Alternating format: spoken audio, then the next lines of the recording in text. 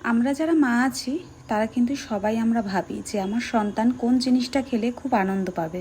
সেই রকম আজকের ভাবলাম রিহু এখন না দুধ, সুজি, দুধ মানে জাতীয় জিনিস খুব খেতে একদমই পছন্দ করে না। আর সেই জন্যে আমি আজকের ভেবেছিলাম ওকে একটা অন্য কিছু রেসিপি ওর সামনে আমি তুলে ধরবো, দেখবো কতটা আনন্দ পায়। তার আগে ভাবলাম একটু চা করে নিই, কারণ আজকের ওর ছিল ভ্যাকসিন, 9 মাসের ভ্যাকসিন, যেটা ওর 11 মাসে পড়লো। ওর কারণটা হচ্ছে গিয়ে ওর শরীর খারাপ ছিল ভীষণ 9 মাসের সময়, সেই জন্য আর দেওয়া হয়নি, তাই জন্য আজকের দিয়েছি।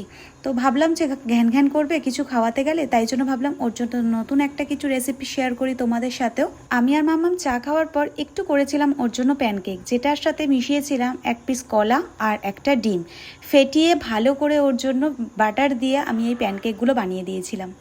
আর ওর ফার্স্ট এই রিয়েকশান দেখেই নিয়েছো তোমরা কতটা খুশি হয়েছে। আর এইগুলো কিন্তু ও ফার্স্ট এইগুলো খাচ্ছে আর ভীষণ মজা পেয়েছে খেয়ে। ও খুব একটা বেশি খায়নি, 1 পিস মতনই খেয়েছে। ওই এখন মুখে দিলেই সমস্ত কিছু ফেলতে শিখে গেছে, এর জন্য খুব মানে বিরক্তও লেগে যায় মাঝে মধ্যে ওকে খাওয়াতে গেলে, কিন্তু ও জিনিসটা খুব ভালো খেয়েছে। এরপরে রোজ হয়তো দেবো না, 1 দিন 2 দিন পর পর দেবো। আর মামামের জন্য দুটো বড় বড় করেছিলাম প্যানকেক, ও যেটা খেয়ে টিউশন পড়তে চলে গিয়েছিল। তারপরে আমি আস্তে আস্তে ওকে টিভি দেখতে দেখতে, ফোন দেখতে দেখতে ওকে খাইয়েছিলাম, একটু খাইয়ে দাইয়ে ওকে কিন্তু ঘুম পাড়িয়ে দিয়েছিলাম। আর এই জিনিসটা তোমরাও কিন্তু তোমাদের বাচ্চাদেরকে ট্রাই করে দেখতে পারো, যারা খাওয়াতে ভীষণ বিরক্ত করে মা বাবাদের।